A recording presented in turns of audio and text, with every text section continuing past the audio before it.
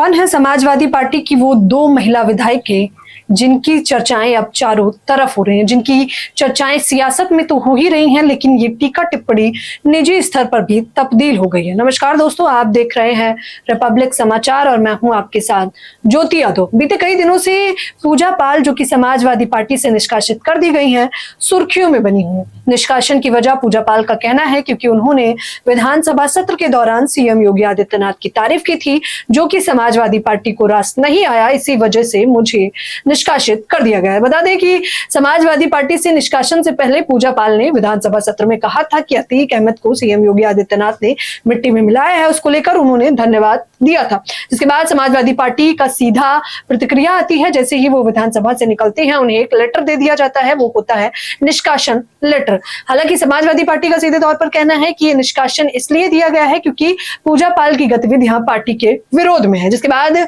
सपा प्रमुख अखिलेश यादव भी प्रतिक्रिया देते हैं। वो कहते हैं कि पहले पूजा पाल को अपनी सीट सुरक्षित कर लेनी चाहिए थी बीजेपी में, फिर इस प्रकार के बयान देने चाहिए थे। सीएम योगी आदित्यनाथ को भी लपेटते दिखाई देते हैं अखिलेश यादव।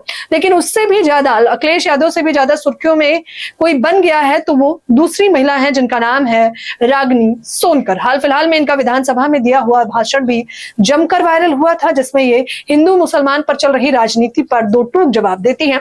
पूजा पाल से संबंधित जब इनसे सवाल किया जाता है तो रागिनी सोनकर, जो कि समाजवादी पार्टी से विधायक हैं, वो कहती है कौन है पूजा पाल, किस पार्टी में है वो पूजा पाल। वो सीधा इनकार कर देती हैं और कटाक्ष कर देती हैं कि वो पूजा पाल को नहीं जानती। जिसके बाद क्या था, जिसके बाद पूजा पाल की प्रतिक्रिया आती है। हालांकि वो जब से पार्टी से निकाली गई हैं, वो अखिलेश यादव पर हमलावर है, पार्टी पर हमलावर है और पार्टी के कार्यकर्ताओं पर हमलावर है और पीडीए समाज यानी पिछड़ा दलित अल्पसंख्यक जो अखिलेश यादव समाजवादी पार्टी ने बनाया है, उस पर भी हमलावर है। वो कहती है कि वो खुद पीडीए समुदाय से संबंध रखती हैं, लेकिन अखिलेश यादव का दोहरा चरित्र देखने को मिला है। ये आरोप प्रत्यारोप लग ही रहे थे, लेकिन जैसे ही रागिनी सोनकर ये कह देती हैं कौन है पूजा पाल, जिसके बाद पूजा पाल जवाब देती है। वो कहती है किसी ने पूछा है पूजा पाल कौन है, तो वो कहती है पिता की विरासत से विधायक बनने वालों को जवाब देने का मतलब नहीं, क्योंकि जब पूजा पाल कोर्ट और कचहरी में जब दौड़ती थी न्याय के लिए, तो वो लोग अपने पिता की एम्बेसडर से बड़े कॉलेज में जाते थे, तो उनको किसी के संघर्ष का मूल्य क्या ही पता होगा। लेकिन फिर भी बता देती हूँ, पूजा पाल उस पीडीए की पीड़ित महिला है जिसने अन्याय अत्याचार के खिलाफ आवाज उठाई जब कुछ लोग उसी माफिया के घर चाय पानी करते थे। अतीक अहमद दोस्तों आपको याद होंगे, बड़े ही माफिया बताए जाते थे और उनका एनकाउंटर सीएम योगी आदित्यनाथ की सरकार के दौरान ही हुआ था। वो तस्वीरें आपने देखी थी जब सरेआम कैमरे के सामने उन्हें मार दिया गया था, उनकी हत्या कर दी गई थी। हालांकि वो फाइल आज तक पेंडिंग है, उस पर चर्चाएं ज्यादा नहीं होती।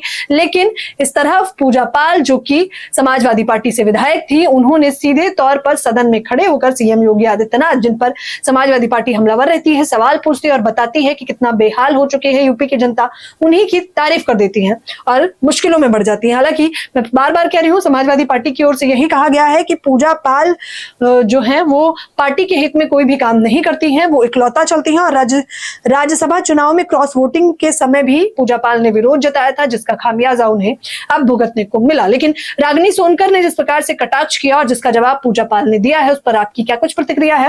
अब पूजा पाल की किस पार्टी में शामिल होने की अटकलें भी लगाई जा रही हैं। हालांकि सूत्रों के हवाले से जब वो किसी पार्टी में शामिल होंगी, उसकी खबर आएगी तो रिपब्लिक समाचार पर आपको सबसे पहले देखने को मिलेगी। फिलहाल इस खबर पर, इस जवाब पर, पूजा पाल को पार्टी से निष्कासन पर आपकी प्रतिक्रिया हमें कमेंट बॉक्स में जरूर दें। धन्यवाद।